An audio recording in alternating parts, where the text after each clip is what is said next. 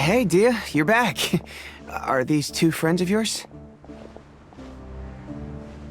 Oh, so you've already become like one of us then. Well, that's good to know. Anyway, since we've got a newcomer, let me fill you in on what the Khan al-Ahmar's been up to lately. They've become extremely aggressive. Apparently, even their own now have become acceptable targets. They even attack other relics brigades, just the same as any other mercenary brigade.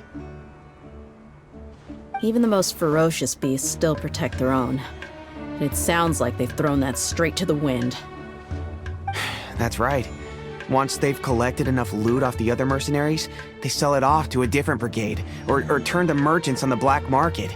A portion of their profits is immediately exchanged for more food and weaponry to be used in their next violent operation. That's terrible!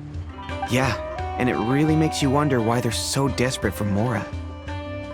A few days ago, Isham and I trailed them for a while, and even disguised ourselves as merchants to conduct trade with them. We were able to learn a few things from the exchange. Rather than saying they're out to plunder and hoard Mora, it'd probably be more accurate to say that they're experiencing an internal power struggle. Wait, a power struggle? You heard me right. The vast majority of their victims are mercenaries from the other brigades of Deshret's relics. If their only goal was Mora, they could have gone after anybody. The targeted nature of their attacks points to a power struggle between the different brigades within the relics. That's the only plausible explanation we have. Unfortunately, we weren't able to find out anything more specific. It seems they're also trying to keep things under wraps. Oh, one last thing we discovered was that over the past few years, as the Khan al-Ahmar became more and more active, Deshret's relics as a whole became a lot weaker. It sounds mighty strange to me too. Harun, you can leave the rest of the investigation to us. Gotta say though, I didn't expect you to go on a whole undercover mission during the few days I was gone. Sounds like you were really putting your necks on the line, no? Nah, it was nothing. We're just as concerned about the situation as you are. The Khan al-Ahmar is your father's crew after all. What he said. Besides, Dehya, haven't you done more dangerous things than all of us combined? What we did is nothing compared to your experiences. Yeah. And while they went to talk with Khan al-Ahmar, I took a look at the last camp they attacked. Any survivors of the attack were already long gone. There was nothing of value left in the camp. Ah, Hisham and Khalaf. You're here too. We rushed over as soon as we saw you come into Caravan Ribat. Although this new friend of yours looks a little green behind the ears, I'm sensing a special vibe from her. Now that we know you'll have a capable partner with you, we can also rest easy. Hey, what about Paimon? Feel anything special? Oh, you're also planning to tag along with them? Of course! Paimon is the traveler's most important guide. Wherever she goes, Paimon will follow. Oh, in that case, then you'd better take care of her too, Dehya. Don't underestimate Paimon! Don't worry about her. She may look tiny and helpless, but she's been through just as many battles as the traveler here. Even if she had only survived on sheer luck, then that alone would still make her quite formidable. I had no idea. I guess I shouldn't judge by appearances. Oh, one other thing, Dehya. When you're free, why don't you update the deputy about your upcoming schedule? We held another recruitment event a few days ago, but everyone only came to see the Flame Mane. You weren't around at the time, so people were pretty disappointed to only find our crew of rough, unkempt guys. The deputy put a lot of effort into the event, but it was basically for nothing. Only a few people chose to stay, and that really got to him. Sorry to hear that. I'll be sure to bring him some great liquor next time. I left in a hurry and I couldn't make it back in time for the event. Gotta admit, I can understand their disappointment, though. You're our brigade's main selling point, after all. Now, if only the deputy could figure out a way to bring a few more smoking hot members into our ranks. Keep dreaming. Remember the last time I invited a couple gals into the brigade? You all just froze up with your mouths gaping like a bunch of scarecrows. The awkward silence and weird expressions left quite the impression on them. They were originally interested in joining us, but after that, they both told me they were too uncomfortable to stick around. Hey, didn't we agree to never bring that up again? Huh? Wait, are you serious? Why have I never heard about this? I don't think you were part of the brigade yet. Are you kidding me? I missed a once-in-a-lifetime moment like that and you weren't even gonna tell me? All right. We can tell you about it later. Now's not the time. Hey, don't you try to change the subject. You and Hisham get your butts over here and tell me everything right now. Are they always like this? More or less. There aren't many rules or graces when it comes to mercenaries. We're used to just speaking our minds. If someone starts getting under your skin, you just yell right back at them. And if that doesn't put an end to it, then you just challenge them to a fight. But we also don't tend to take many things too seriously. Being direct and getting it all out of your system as soon as things come up is better than keeping everything bottled up, never talking about it. That's also why I never spare their feelings when I talk to them. If I want to laugh, I'll laugh. If I'm angry, then I'll unload on them. It's hard to stop once you get used to it. Though, I can never do that when I'm with the Homayanis. Hey, knuckleheads! Can you at least tell me the rest of the intel before you go back to your bickering? Yeah, you hear her, Holof? Told you we gotta focus on the investigation first. I drew up a map. Right here's the spot. There you'll find the merchant caravan responsible for getting rid of Dakan al-Akhmar's looted goods. All you gotta do is wait and ambush them in the evening. They'll have no idea what hit them. Perfect. Thanks for that. Be sure to pass my regards to everyone else in the brigade as well. Will do. You stay safe, Dehya.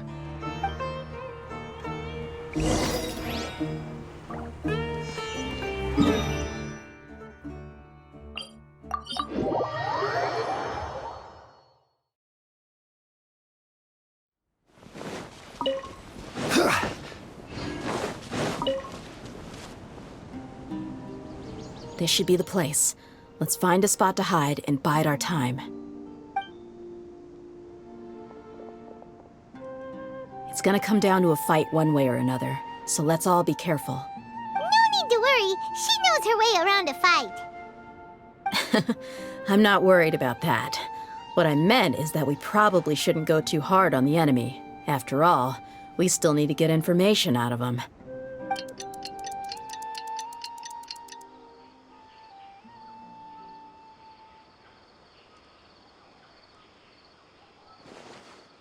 Here they come. You ready? Let's not give them a chance to react and end this quickly.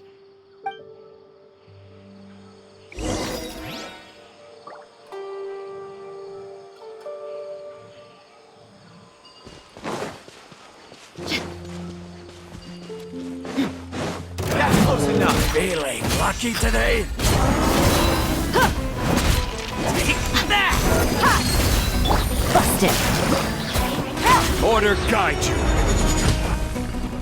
Solidify.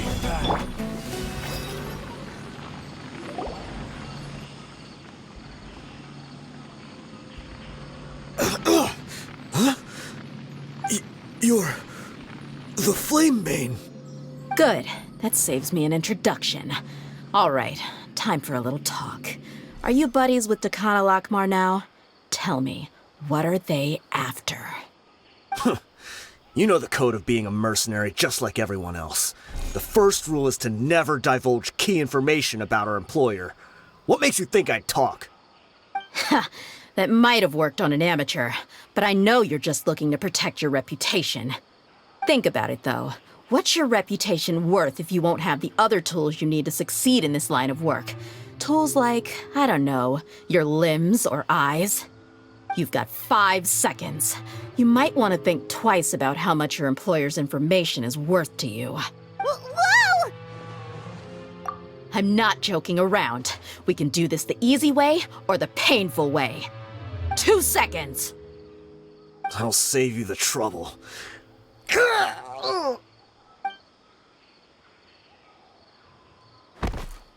Huh? Are you crazy? He tried to bite off his own tongue. Quick, search the area for any first aid supplies. I definitely didn't expect him to go that far. Thankfully, the wound wasn't too deep, and he just passed out from the pain. But why would he be dream. I just wanted to test his mettle. You can get a lot of mercenaries to talk just by threatening them. I didn't expect him to be willing to go through so much pain just to deny us some intel. Well, he's out cold for now. We could wait for him to wake up, but maybe it's not a good idea to interrogate him any further. What should we do? Yeah, don't worry about it. It'll be a waste of time to interrogate him again after that. He might just hurt himself again if we start asking. There are lots of goods around here.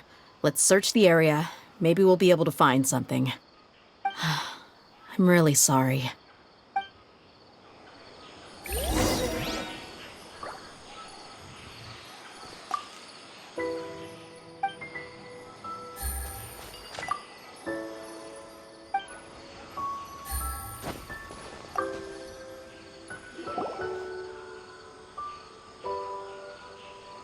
We found a piece of paper with a bunch of names on it. Maybe it's a record of something. Let me take a look. If this really is a merchant caravan, they should have a record of their transactions. Yep. I see an entry for Dakana Lakmar right here. Kusela, Idrisi, Bashar, and Takriti. All familiar names. Dakana Lakmar has been trading for a hefty supply of food, weapons, and medicine. It seems that in the past, they used to receive some canned knowledge as well. This caravan is just one link in their logistics chain. Once in the rainforest, the caravan will exchange the looted goods for mora, and the funds will then be passed to a specific person. That person will then pack the caravan full of necessary goods, which will then be brought right back to Dakana Lakmar. Wait, why is there no mora value recorded for the final transaction? No value? Yeah, every transaction before the last one was marked with an exact amount of mora, but the final one, where they paid for everything to be brought back to the desert, was simply marked as delivered. Perhaps, but they couldn't have known how much they would make off selling the loot. Do they not care about profit margins at all? Anyway, the next part's the records of the goods themselves. There are a lot of entries. Everything was probably sourced from the rainforest. Huh? What's wrong? Shahzaman Homayani? Homayani? You mean Dunyarzad's family? Could it just be another family with the same last name? I'd be surprised to find someone with the exact same first and last name. Shahzaman Homayani is Dunyarzad's father, and the head of the Homayani family. Just what the heck is going on here? I'm sorry, you're right. I'll consider what we found and not jump to conclusions just yet. But what this piece of paper confirms is that the Homayani family has been providing goods to Dakana Lakmar. What if the Homayanis have been kept in the dark and don't know they've been trading with Dakana Akhmar? That's a possibility, but if that was the case, why is this caravan specifically named Shahzaman as their person of contact? They could have just as easily bought goods such as food and medicine directly from Caravan Ribat or Port Ormos. Yeah, funding violence and looting. The brigade gets the goods, and he is paid the proceeds from the sale of the loot. But why would he do something like this? It's not like the Homayanis are in need of money. I honestly have no idea. I've been to their estate many times, and I've never noticed anything suspicious. The only potentially large expenditure I could think of would be the treatment costs for Dunyarzad's Elazar. Maybe they borrowed a lot of mora in the past? But that's still just a speculation. I don't think the master would stoop so low to make mora. You're probably right. I know my lady's personality, and she wouldn't deliberately keep something like this from us. But what should we do now? All we found is just another mystery. If you ask me, we already have no choice but to confront her about this. I'm not worried. It's too early to make a verdict yet. I still have faith in the Homayanis. Let's go find my lady again. We'll tell her everything and see if she's willing to lend us her support. If we're lucky, we can not only figure out the mystery of this paper, but also follow the trail of breadcrumbs to the people responsible at Dakan al-Akmar. Dehya, are you sure this is the best decision? What if instead of getting the help we need, we just end up revealing everything we've discovered to the enemy?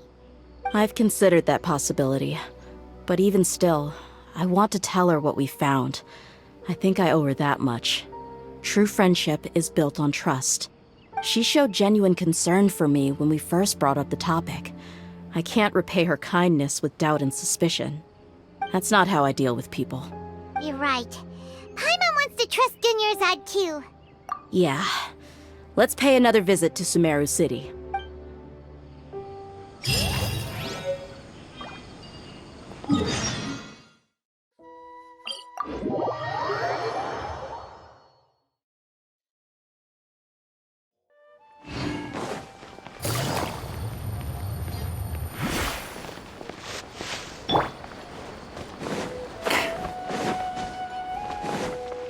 Quit following me.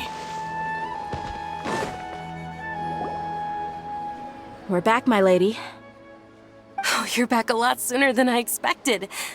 You mustn't have run into any trouble then. Well, how did it go? What did you come up with? Actually, we're still investigating. It's just that we've discovered something strange. I see. The clues you found have led you back here, in the city? Something like that. Yeah. You all look a little dispirited. Whatever you found must not have been very encouraging after all. Why don't you discuss it with me? Maybe I'll be able to say something to cheer you up? It's okay, my lady. It's not so much about me being upset with my father or anything like that. How should I put this? So something is wrong. Even the Traveler and Paimon have been uncharacteristically quiet. On any other day, Paimon would have already waved to me with a smile and shouted, "Dunyarzad, we're back!" So tell me, what happened? Well? My lady, please prepare yourself for what we're going to tell you next. It concerns the Master. The Master? You mean my father? Okay, I understand. Don't worry about me. I'll listen as attentively as I can. My father has been supplying goods to Dakan al-Akmar? Yeah, it makes as little sense to us as it does to you. I've never doubted the Master's integrity, so I'm having a real hard time rationalizing how he could ever support an infamous brigade like them. Maybe he's not actually aware of the full story and just stumbled into the deal by accident. I can't help but agree with the Traveler. Huh? You mean you feel the same way, Dunyarzad? Thank you for sharing all this information with me. Since you've told me everything you know, I should also tell you about some doubts that I've been harboring for quite a while. In the past, I thought that my father hired a bodyguard for me so that I wouldn't run away and get lost. However, there are plenty of capable mercenaries in the Corps of 30. Why did my father go out of his way to hire Dehya? About that. Well, the Homayanis really needed bodyguards, so they reached out to the Blazing Beasts. Later, the Master told me that I was one of the best mercenaries he'd ever seen, and that I should stick around to become one of his bodyguards. He offered me a pile of mora, so I just signed on. Well, but that didn't really answer my question. Just think about it. Why did my father specifically reach out to the Blazing Beasts? Maybe the Corps of 30 just didn't have anyone available, or maybe someone recommended us. I've never given it too much thought. I think I get what you're saying. You'd think none of this was a coincidence. Precisely. At first glance, nothing seemed strange or out of place. But there are many parts of the story that don't actually make any sense. If my father had always been in contact with Dakan al-Akmar, then it would make sense for him to bring Dehya into our house. You mean the goal all along was to get Dehya to be your bodyguard? No, that's too much of a stretch. I cut all ties with my father a long time ago. He has no control over my life anymore. But that still doesn't rule out the possibility that your father has still been trying to influence your life without you knowing. So, the Master was not likely an innocent victim in all of this? Sorry we put all of this on you so suddenly, Dunyarzad. It's okay, Paimon. I should actually be thanking you. Regardless of his reasons, if my father has truly been funding a violent group of mercenaries, then it's my duty to bring him back to reason. But is that really the right thing to do? My father has committed many atrocities and deserves all the punishment that he has coming to him. I have zero sympathy for him. You may call me an ungrateful child, but my feelings will remain the same. However, the Homayani family has treated me with nothing but generosity and kindness. If we decide to investigate this further, we could end up implicating the entire Homayani family. I would be biting the hand that's fed me over all these years. Tia. It's all right, Dehya. If anyone were to ask, you could always just say that I'm the one who instructed you to get to the bottom of this. You don't have to do that, my lady. I'm not conflicted because I'm afraid of taking responsibility. Besides, you're the one we should all be worried about right now. Hey, it's still too early to give up hope. What was the thing about friendship again? Right, yeah, trust! You said that yourself, Dehya. Besides, there's no point on getting all riled up before we've confirmed all the facts. Thank you, everyone.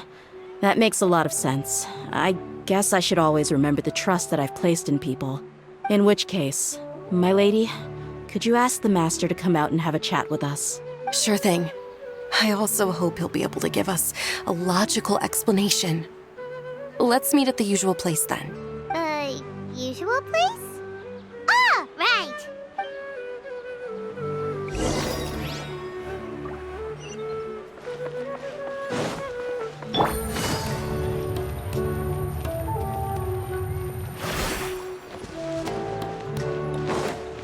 Squall Fury!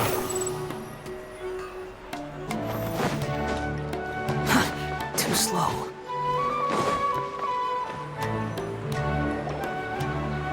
Thank you for coming, sir. Please allow me to introduce these two. This is the Traveler, and next to her is her travel companion, Paimon. Ah, yes, my daughter has mentioned them from time to time. It's a privilege to finally meet them in person. But we may skip all the pleasantries for now. What is the important matter you wish to discuss with me today? Well, we wanted to bring this transaction record to your attention. There's something on this record that we're all pretty curious about. So, that's what you found? Huh. Seems like I can't keep everything from you much longer. If you wouldn't mind, we'd like an explanation. Well, it's a long and difficult story. And to be perfectly honest, I'm not sure if I'm doing the right thing. What I do know, though, Dehya, is that the truth will bring you no solace. If anything, it will likely cause you a great amount of anguish. Wait, me? Yes, I understand perfectly why you came to see me. And I am touched by your collective commitment to do the right thing. But knowledge always comes at a price. And sometimes, as they say, ignorance is bliss. Your father, Kusela, and I both believed that. Of course, you have the right to seek and learn the truth, but I must warn you. The facts of this matter may reduce everything you've built for yourself into sand, blowing in the wind. If you must proceed, then Kusela's heartfelt efforts will also fade into the wind like a fleeting mirage. His heartfelt efforts? I'm sorry, sir, but I'm not sure I follow. I've made it this far in life without a single drop of my father's support. I have my own ideals and ways of looking at the world, as well as people and causes that I've chosen to cherish and fight for. None of these things have anything to do with him. I came here today to support you as the head of the Homayani family. No warning will change my stance on that. I understand. Then let me tell you a little story. Our family once needed to take a trip to the desert when Dunyarzad was just a baby. Along the way, we were attacked by bandits. They had superior numbers and quickly overpowered our bodyguards. When all seemed lost, a group of passerby Eremites lent us their support. Those Eremites were Kusela's brigade, Dekan al-Ahmar. Kusela's men told me that the attackers were Eremite mercenaries, just like themselves. I was shocked. Why would Dekan al-Ahmar go so far to save us and not spare the fellow Eremites? Kusela was grinning and walked over to play with baby Dunyarzad. She was startled by his unfamiliar face and nearly started crying. Really? I never knew. He said that he had no particular reason to help us. He just took pity on us because he had a daughter about the same age. We started talking about our children, and I sensed that he was a devoted father. To repay his kindness, I hired his brigade to help out at our estate for a time and offered everyone generous remuneration. So, that's what happened. It was many years before I saw him again. I almost didn't recognize him the next time he came knocking on my door.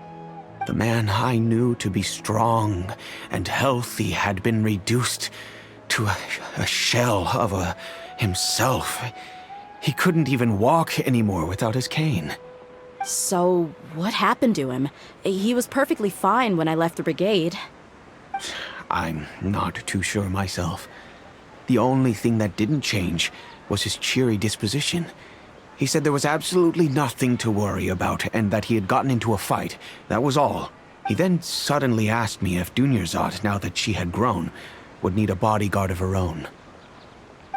At the time, Dunyarzad was going through a particularly severe bout of her Elazar. There was no need for her to have a bodyguard when she could barely leave the house. But he kept coming back to the topic. Come on, it never hurts to be safe. How do you know a bodyguard won't come in handy one day? I was completely lost at first, until he recommended the Blazing Beasts, and in particular, a mercenary named Dehya. So he was the one who recommended Dehya to you. Indeed. He didn't say it out loud, but it was clear that he saw Deshret's relics as an evil group who would eventually corrupt every member in their ranks. He was already beyond redemption, but he hoped that he would be able to detach his daughter from the vicious world of mercenary life. If Dehya could stay in my house and keep working as a bodyguard, then gradually her affinity for the desert would decrease, and she'd be able to leave her previous life behind. And that's why you offered her such generous compensation? Yes, but not just because of that. From the moment that he asked me for that favor, I also began to see Dehya as my own daughter. And that's also why I tried to persuade you to stay when you asked for permission to leave. I was willing to spend however much it took. Kusela saved my daughter and I all those years ago in the desert. I could never refuse him entrusting his daughter to me. He was always like that, acting like he's oh so smart and self-righteous. Kusela said that he'd reimburse me for a portion of Dehya's fees. I refused to take any mora from him, but he'd always send me funds anyway. Eventually, I just accepted them as a token of his gratitude. And that went on for a while until I received another letter from him a few years ago. The letter contained a request to help him buy food, weapons, medicine, and even explosive materials. Wait! Isn't that around the time that Dekan al-Ahmar started becoming more aggressive? That's right. When I started to hear some nasty rumors, I became wary. I wanted to meet him face to face to discuss things. But by then, he was no longer receptive to my requests to talk. If I had to guess, it's probably because he doesn't want to put Dehya at risk. That thought occurred to me as well. I figured that he probably came to me for help because he had nobody else to turn to. After some deliberation, I decided to send him some food and medicine. I turned down all his requests for explosives and weaponry. I am aware that even such a reduced gesture of support could lead to others coming to harm, but I could not simply reject his plea for help. In the end, it probably was the wrong decision. I plugged my ears to the rumors and just chose a solution that made me feel least guilty about myself. If you can, please tell me where he is now. None of the things he's doing right now make any sense if he's just trying to keep me from getting tangled up in his world. If all he wants to do is steer clear of me, then maybe he shouldn't have brought me into this world in the first place. Oh no. Dehya, please don't feel that way. I'm just angry because I can't wrap my head around any of his actions. Another way? I don't know. I knew him, and he was nothing more than a childish brute. I can't understand what's going through his head. But I guess you do have a point. We haven't uncovered the whole truth yet. We still need to figure out his exact actions and reasoning for these last few years. I'll do my best to help. Of course, anything between the two of you would need to be resolved between you and him alone. I don't know Kusela's exact whereabouts. Outside of supplying his brigade with some goods, I tried my best to avoid getting involved any further with him. However, there's a man on the list named Jawed. He used to be a mercenary in the desert and is now a member of the Corps of 30. He's responsible for supplying weapons and liaising with the Dakan al-Akhmar's merchant caravan. I think he should know Kusela's whereabouts. I've heard that he likes to have a few drinks alone and enjoy the cool wind at night outside the tavern. Maybe you'll be able to find him there. Understood. Thank you, sir. Then I guess this is bye for now, unless... I'll stay and be with my father here. To be honest, I'm still a little dazed and haven't finished processing everything quite yet. My father has indeed done something wrong, but if I think about it, I'm also not sure if there was a right way to handle this problem.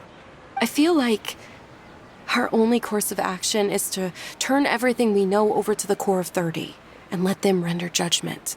Yes. I am prepared to accept whatever verdict they choose. It's time to face my mistakes.